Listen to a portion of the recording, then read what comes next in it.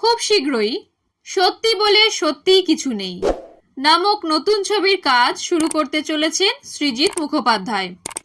আর সেই সিনেমা নিয়েই সামনে এলো এক বড় খবর। সেটা হলো শেষ মুহূর্তে বাদ পড়েছেন অনির্বাণ ভট্টাচার্য। কিন্তু কেন বাদ পড়লেন অনির্বাণ? আর সেই জায়গায় এলেন পরমব্রত চট্টোপাধ্যায়। জানা যাচ্ছে প্রথমে যে তারিখে ছবির শুটিং শুরু করা হয়েছিল তা পরে বদলে যায়, ফলে ডেট নিয়ে বাঁধে গোলমাল। এর আগে সৃজিত আর অনির্বাণ কাজ করেছেন 9টি ছবিতে, যার মধ্যে রয়েছে উমা, শাহজাহান রিজেন্সি, গুমনামি, ভিঞ্চিদা, দশম অবতারের মতো সিনেমা।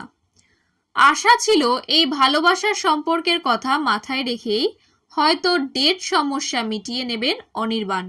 তবে এবার আর তা হলো না, যদিও নির্মাতাদের তরফে এখনো কোনো নতুন ঘোষণা করা হয়নি। তবে শোনা যাচ্ছে ইতিমধ্যেই সৃজিত কথা বলে নিয়েছেন পরমব্রত চট্টোপাধ্যায়ের সঙ্গে, তিনিই আসছেন টিমে। এছাড়াও এই ছবিতে কাজ করার কথা রয়েছে কৌশিক গঙ্গোপাধ্যায়, ঋত্বিক চক্রবর্তী, অনির্বাণ চক্রবর্তী, রুদ্রনীল ঘোষ, সৌরসিনী মৈত্র, ঋদ্ধি সেন, কাঞ্চন মল্লিক, সুহদ্র মুখোপাধ্যায়।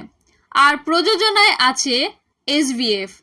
তবে শুধু অনির্বাণ ভট্টাচার্য নয়, আরও এক অভিনেতার বদল হয়েছে। শোনা যাচ্ছে সত্যম ভট্টাচার্যের জায়গায় আসছেন আদ্রিত রায়। মিঠাইয়ের পর জনপ্রিয়তার শিখরে রয়েছেন আদ্রিত।